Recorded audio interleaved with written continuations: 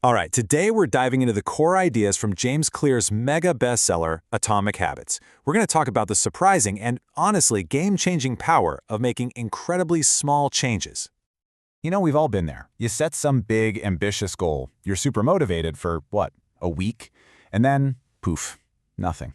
You just slide right back into your old routines. It makes you wonder. And it's a question that hits all of us. Why is real, lasting change just so darn hard? To figure this out, let's look at one of the most amazing turnarounds in sports history. For about 100 years, British cycling was, well, they were famously mediocre. I mean, they were so consistently average that one of the top bike makers actually refused to sell them bikes because they were worried it would hurt their brand. Ouch. But then, in 2003, everything changed. They hired a new guy, Dave Brailsford. And just look at this timeline. The results were, they were staggering.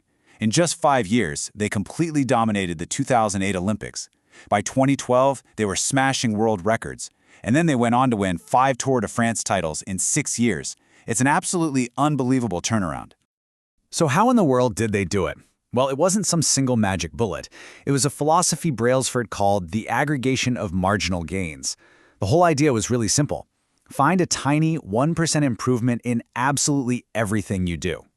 And what's so wild is just how deep they went with this.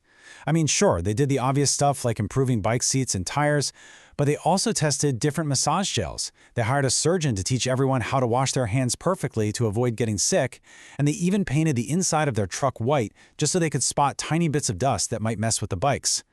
Each little change was almost invisible on its own, but when you put them all together, it was a massive, massive advantage. This whole story is such a perfect example of a really powerful idea. So let's actually dig into the simple but kind of profound math behind this kind of progress. Okay, so habits are basically the compound interest of self-improvement. If you can manage to get just 1% better each day, by the end of the year, you'll be an incredible 37 times better. But, and this is the scary part, the reverse is also true. A 1% decline every day brings you almost down to zero. This graph shows it perfectly. It's those tiny daily choices that really decide where you end up in the long run. Okay, yeah, that sounds awesome in theory, but we all know what it really feels like. You go to the gym for a week, you eat healthy for a month, and the scale just doesn't move. You feel like you're just spinning your wheels. So why is that? Why doesn't it feel like it's working? Well, it's because we expect progress to look like a nice, straight upward line. But in reality, the biggest results of any compounding process are always delayed. James Clear calls this gap between what we expect and what actually happens the valley of disappointment. This is the spot where most people just give up because they think their effort is being wasted. But here's the key. It's not wasted, it's just being stored.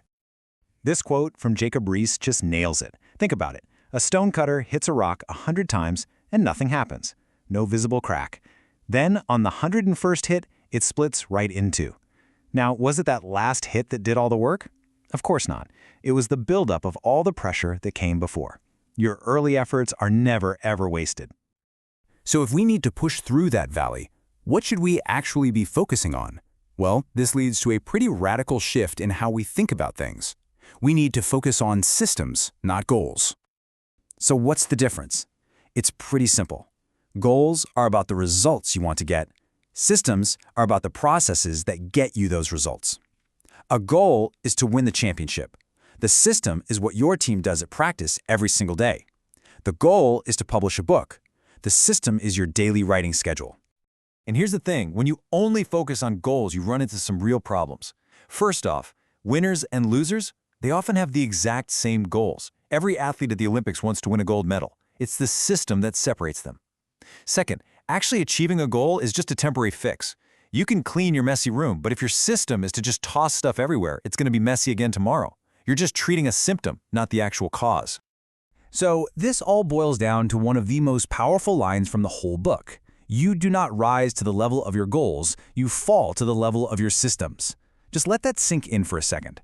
Your system is what actually dictates your performance, day in and day out. But wait, there's actually a level that goes even deeper than your systems. If you want to make a change that truly, honestly lasts, we have to talk about your identity. I want you to think about change happening in 3 layers, kind of like an onion. On the outside, you've got your outcomes. That's what you get. In the middle layer is your process. That's what you do. But at the very, very core, that's your identity. That's what you believe about yourself. See, here's the problem. Most of us try to change from the outside in. We start with the result we want, and then we try to force ourselves to do the behaviors. But real, lasting change works the other way around. It works from the inside out. It has to start with your identity. And this is just a brilliant way to see the difference. Imagine two people who are quitting smoking. The first person, when offered a cigarette, says, "No thanks, I'm trying to quit." See? They still identify as a smoker who is trying to resist. But the second person says, "No thanks, I'm not a smoker." It's a tiny change in words, but it signals a massive shift in their identity. And here's exactly why that matters so much.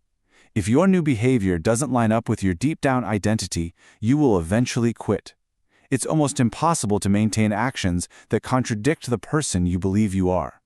You have to become the type of person who can achieve the things you want to achieve. Okay, so the million-dollar question is, how do we actually build that new identity?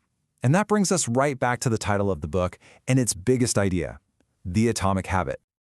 So an atomic habit isn't just any tiny habit. It's a fundamental building block. It's small, yeah, like an atom, but it's also the source of incredible power. It's a key piece of a bigger system that's designed for growth. So how do you use these habits to build a new identity? Well, think of it this way. Every single action you take is like casting a vote for the type of person you want to become. You meditate for just 1 minute, that's a vote for being a mindful person. You write one sentence, that's a vote for being a writer. Now look, one single vote isn't going to change your beliefs overnight. But as those votes start to pile up, day after day after day, you are literally building a body of evidence for your new identity. These tiny habits don't just add up, they compound into a new you. And that just changes the whole focus, doesn't it? The goal isn't just to run a marathon, it's to become a runner. The goal isn't to write a novel, it's to become a writer.